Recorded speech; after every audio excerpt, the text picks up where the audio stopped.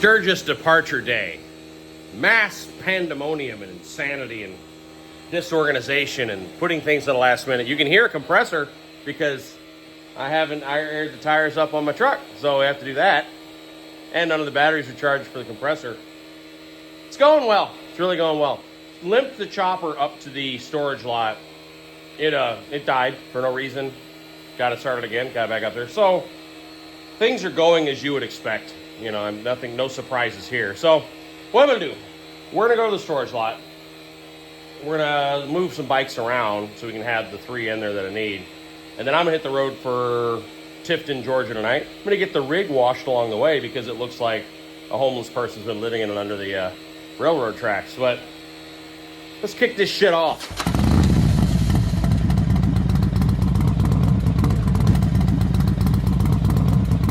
Before we even leave out, gave him a little and some hugs and loves and said, you know, Daddy's gonna miss you and FaceTime me and all that.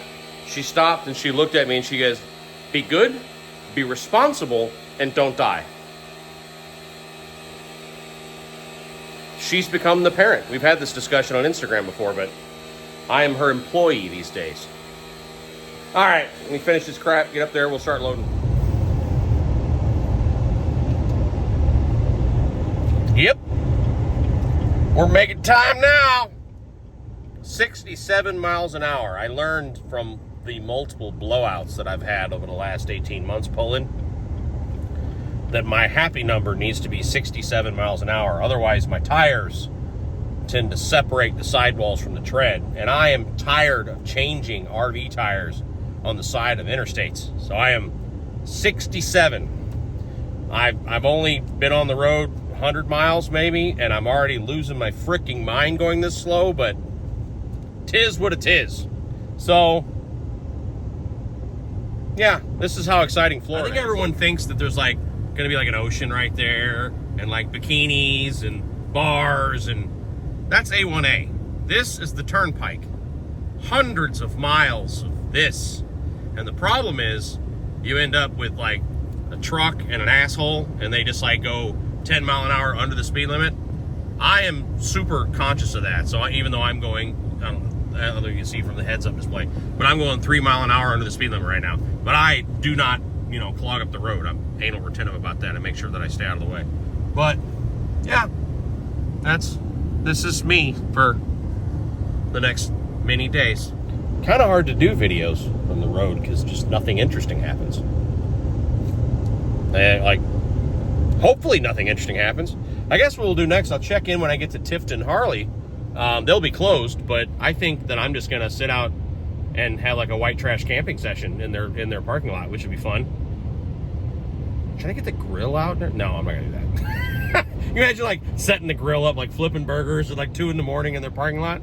Because I'm on pace right now for, well, this says, I'm having the rig wash tonight at a Blue Beacon. I'm gonna get there about, this says 9 o'clock. I'm guessing 10 because I'll have a gas stop.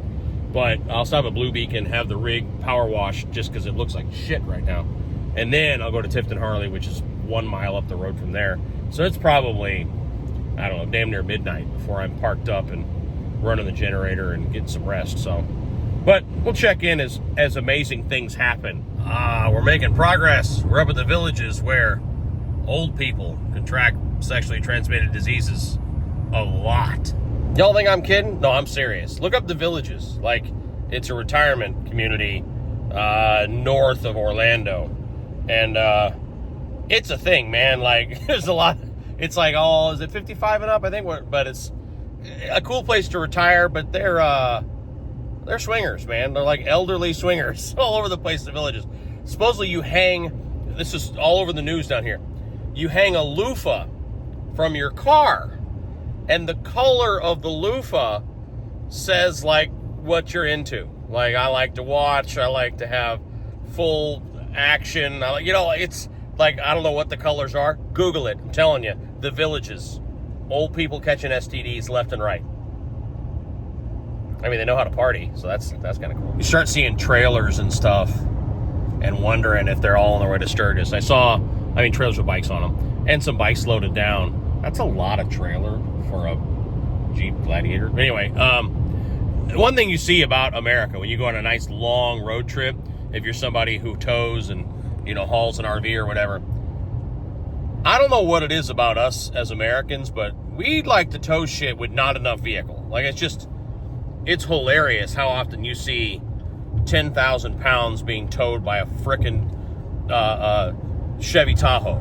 They don't do that. Or even a Colorado pickup. Like, you see these things like that is not enough truck. Like, anyway, so you start seeing bikes on trailers, bikes loaded down, and it's a little early, and we're really far south, so maybe not as much, but when I leave St. Louis on Wednesday, for sure, we're going to be surrounded with bikes loaded down with tents and stuff, and bikes on trailers and RVs and stuff like that. Now, when we leave St. Louis, we're actually going to be kind of almost a convoy. We're going to have Daniel is going to be on his bike, the Thumper's pulling their rig, Tom pulling his, I'm pulling mine, Bull pulling his, and then Keith's got a big-ass diesel pusher. I'm not sure where we'll intersect, but we're all going to Pierre. So the goal was for all of us to sort of wagon train along.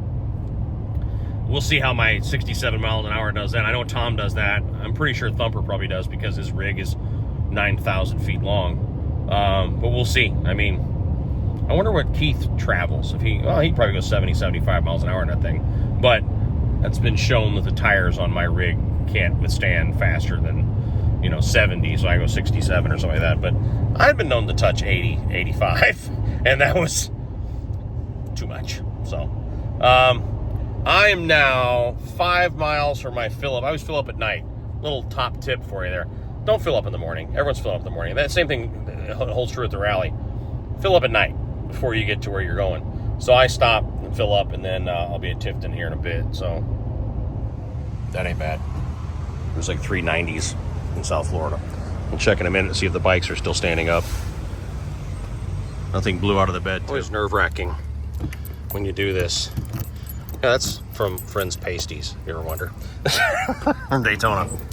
It's always nerve-wracking to see, like, what am I going to see when I go in here? Well, the air conditioner went off. We have a supplemental AC just in case. And it tends to walk all over the rig. Oh, please, pray with me. Huh? Oh, they're okay. Any movement at all? Let's see. No, we're good.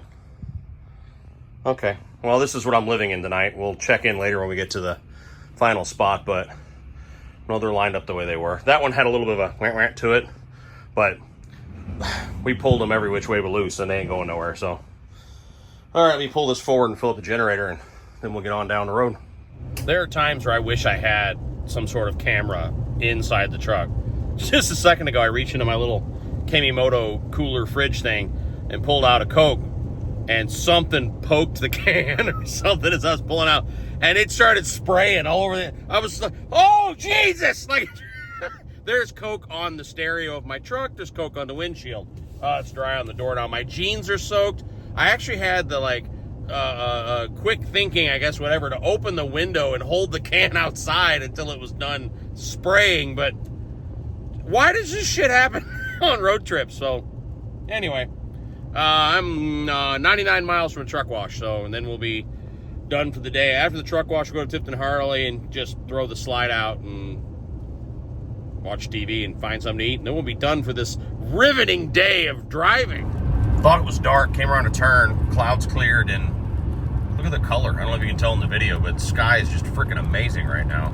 It's raining off and on like hell, so I'm going to skip the truck wash tonight because why bother to be slopped up immediately? And there's going to be, 100 of them along the way, so be home in a minute. Anyway, sleeping in a parking lot, which is, home to me on these journeys. Well, home for the night. Can you think of a cooler place to stay?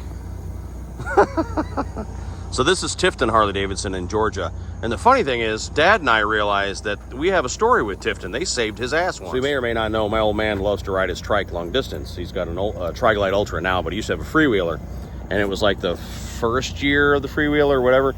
There were some issues, electronics issues, and he was riding back from St. Louis and got right here, and something electrical went weird. The bike shut off on him on the highway. Tifton Harley went, picked his bike up, brought it here. He said he had a blast hanging out with the guys the whole time too. And they went all through the bike. And found there was a sensor, and the sensor was not easily gotten that quickly because the freewheeler was new. They took one off the showroom. Something that dealers don't do just to get him back on the road. They're like, oh, I'm a Marine Corps veteran, you're on a long distance trip. So they went out in the showroom and took one out, pulled the sensor off, and put it on his bike. So Tifton's all right by me. So we'll be here in the morning, but it's the end of today's video.